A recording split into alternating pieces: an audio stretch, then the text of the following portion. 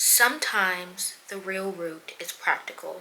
It's not having systems that work with your actual lifestyle. Trying to juggle too many things without the right support or rest. Setting goals based on who you think you should be instead of who you actually are right now. And sometimes the root is spiritual, feeling disconnected from yourself or your purpose, not trusting your own voice or intuition, losing faith in your ability to evolve because life has hit you so hard, so many times. But here's the truth. You are allowed to rewrite the script. You are allowed to say, this isn't working for me.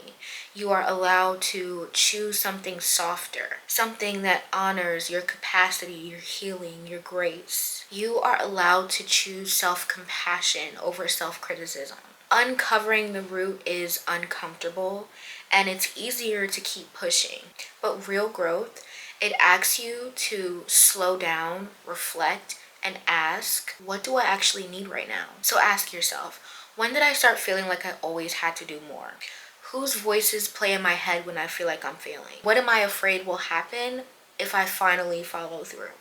You're not crazy for feeling overwhelmed. You're not broken because you're slipping. You're human and you've been surviving for so long.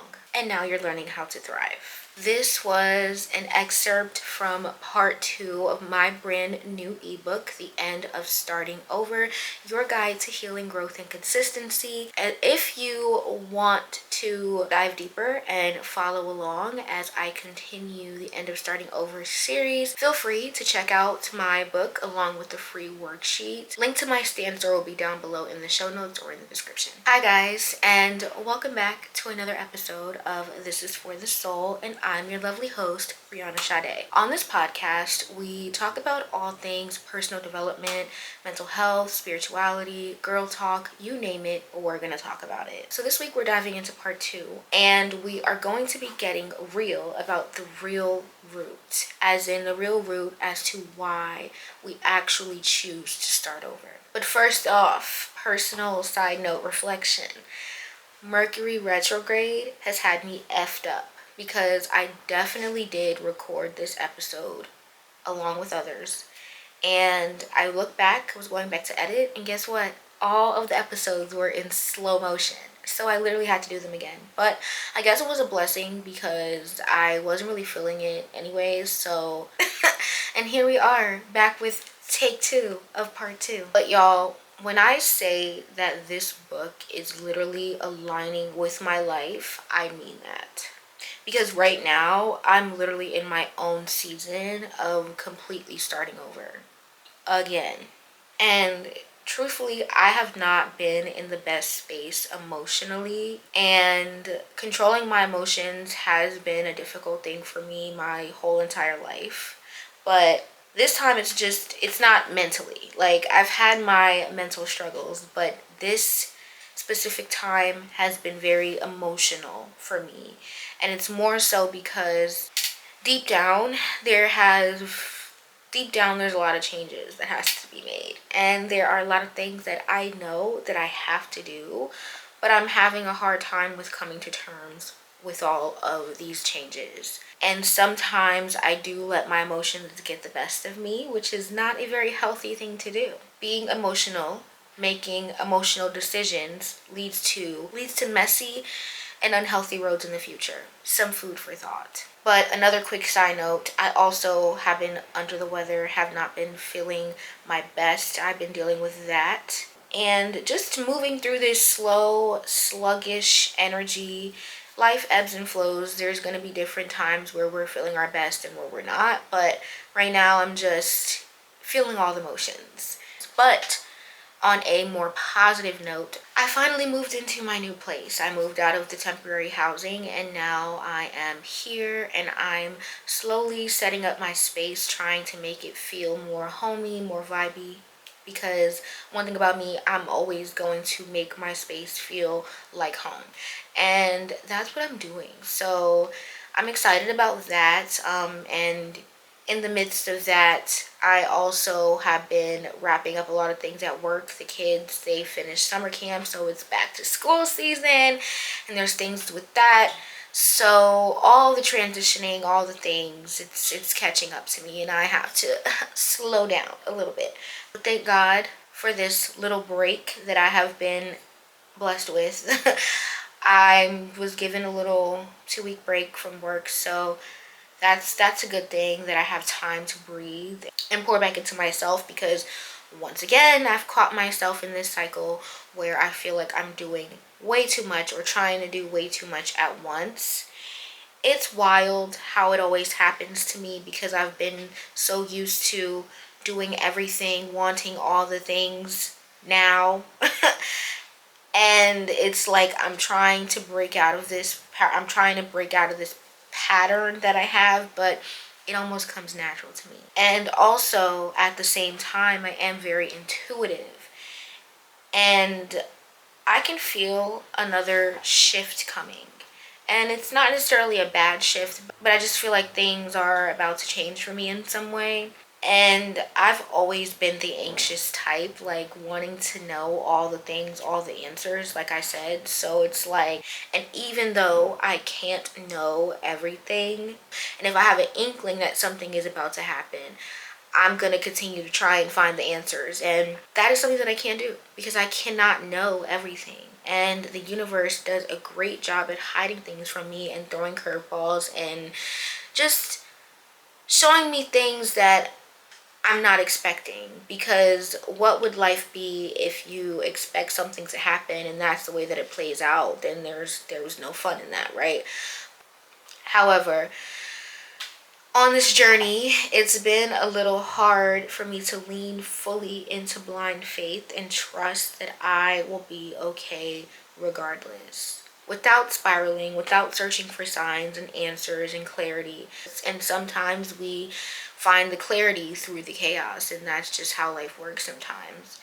But I know that letting go of the wheel and trusting that spirit is going to do its thing, this is what this new season of my life is going to require. It's going to require me trusting in God, me trusting in spirit, and leaning on faith in what it is that I believe to be true.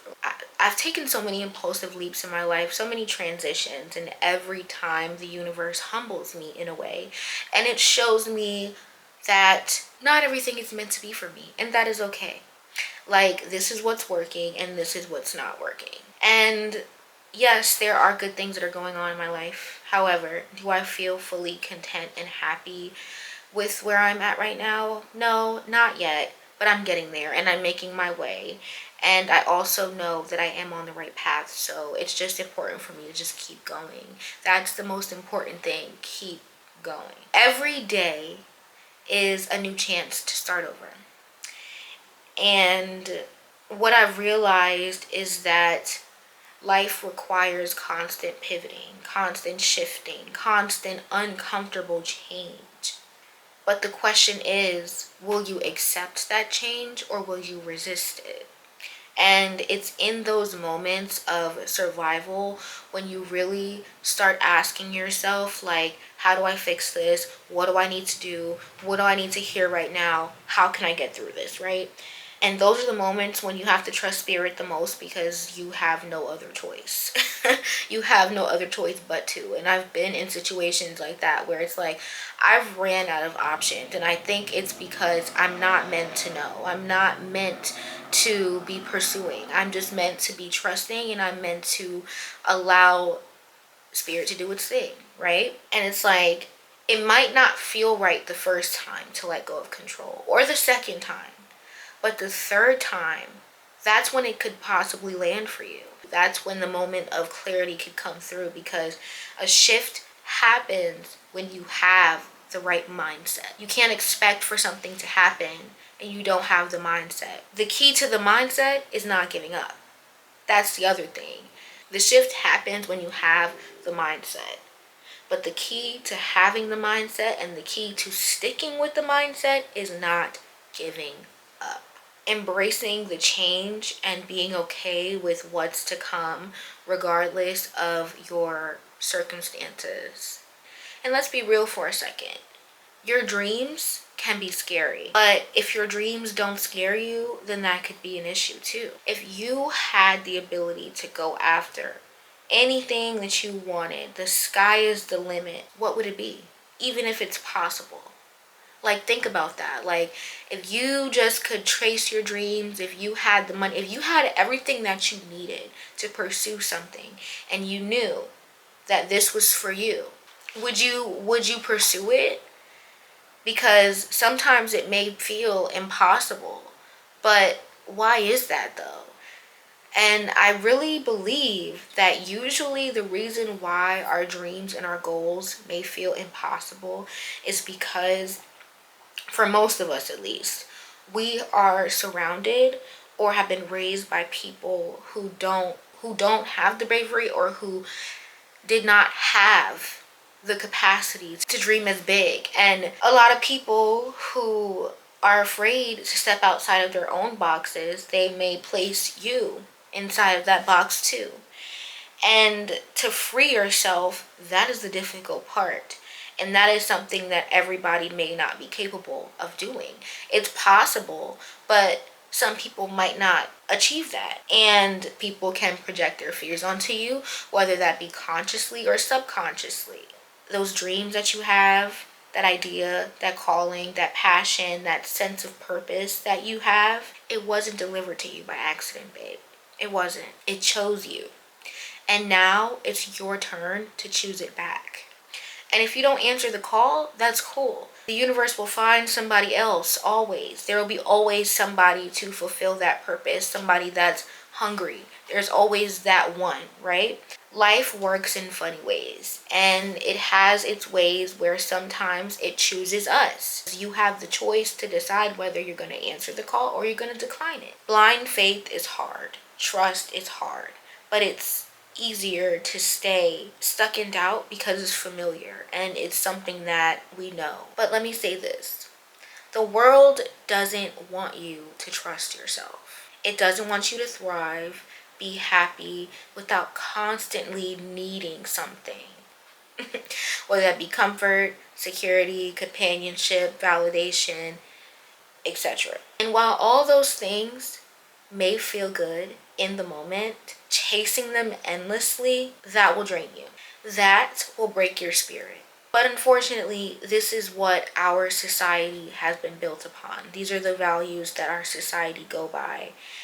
However, you are allowed to stop running in circles. And you are allowed to stop proving yourself to people who don't even see you. You're allowed to pause and just be, because this is your life. Live how you want to live, because we were all put here on this earth to forge our own paths. And nobody said there wouldn't be obstacles, but nobody said there wouldn't be abundance either. But do you believe that though? Would it be worth the journey? Would it be worth the journey? Would it be worth the fresh start to take a leap of faith and not know whether or not you're going to succeed and be abundant or fail? So, if no one has told you today, you can slow down. You can start over again without shame. You can choose something softer, something that honors your healing and your capacity, your grace. And remember, you're not broken, you're human. And you're learning to thrive on this ride that we call life. If this episode touched you, go ahead and grab my new ebook, The End of Starting Over, Your Guide to Healing, Growth, and Consistency.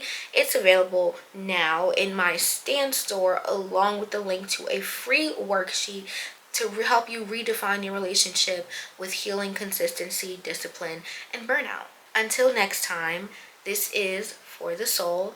I love you guys. I appreciate you guys. And I thank you so much for supporting me. Yes, we got a little late start, but we're still rolling. See you next time. Bye. Mwah.